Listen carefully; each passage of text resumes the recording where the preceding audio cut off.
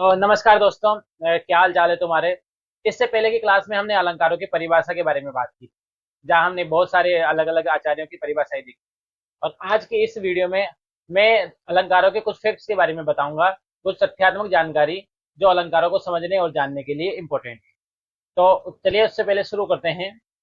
तुम्हें यहाँ पर एक सामने दिख रहा होगा, सर्वसाम विद्या नामादि प्रवक्ता ब्रह्मा। इसका मतलब यह हुआ कि सभी विद्याओं का जो आदि प्रवक्ता है वो ब्रह्मा है। इस हिसाब से देखा जाए तो अलंकारों का भी जो आदि प्रवक्ता है वो ब्रह्मा ही होगा। ठीक है। तो अगर अलंकारों के आदि प्रवक्ता की बात की जाए तो वो कौन है, वो ब्रह्मा है। ठीक है। इसके बाद में अगर हम बात करें तो अलंकारों का जो सबसे पहला प्रयोग है, जो प्राचीन प्रयोग है, वो ऋग्वेद में मिलता है। ऋग्वेद में मिलता है। उसके बाद रामायण, जो लौकिक संस्कृत में है, रामायण और महाभारत। रामायण और महाभारत में भी अलंकारों का बहुत प्रयोग देखने को मिलता है। यहाँ तक बात क्लियर है कि अलंकारों के आदि प्रवक्ता की अगर हम बात करेंगे तो वो ब्रह्मा है। सभी विद्याओं के आदि प्रवक्ता कौन होंगे, ब्रह्मा होंगे। जिसके जिसके बारे में कौन सा सूत्र है, एक ये हमें प्राप्त करना है। ठीक है। उसके बाद ऋग्वेद में प्राचीन अगर उल्लेख देखा जाए तो अलंकारों का जो सबसे प्राचीन उल्लेख दिखता है वो ऋग्वेद में है। उसके बाद रामायण महाभारत में भी इनके भरपूर मात्रा में उल्लेख हुआ है, या विवेचन या इनका प्रयोग हुआ है। ठीक है। चलिए अब बात करते हैं अलंकारों की संख्या के बारे में। देखो, अलग अलग आचार्यों ने अलंकारों की अलग अलग संख्या बताई है, जिनमें जो सबसे पहले आते हैं लेखक है अलंकार, जो है आचार्य भरत मुनि। और आचार्य जो भरत मुनि है, उन्होंने अलंकारों की संख्या 4 मानी है। और जिनमें उन्होंने 4 अलंकार स्वीकार किए अपने ग्रंथ नाट्य शास्त्र में। वो 4 है उपमा, यमक, रूपक और दीपक। ठीक है।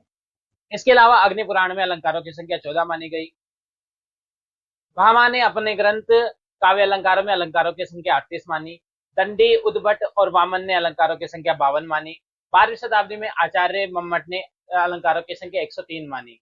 उसके अलावा चंद्रालोकाकार आचार्य पीयूष जयदेव ने अलंकारों की 16 नए तरह के अलंकार जोड़कर अलंकारों की संख्या 104 मानी। कुल अलंकारों की संख्या, जिसमें शब्द अलंकार 4 थे और अर्थ अलंकार 100 थे। इसके अलावा आचार्य अय्यप दीक्षित ने 16वीं शताब्दी में अपने ग्रंथ, जिसका नाम है कुवलयानंद, ग्रंथ में अलंकारों की संख्या 133 मानी। इसके अलावा पंडित राज जगन्नाथ ने अपने ग्रंथ रस गंगाधर में अलंकारों की संख्या 180। और आचार्य रुद्रट ने कुल 66 अलंकार माने। और उनका वर्गीकरण 5 प्रकार। नंबर 1 वास्तव, जिसमें 23 अलंकार है। नंबर 2 औपमेय, जिसमें 21 अलंकार है।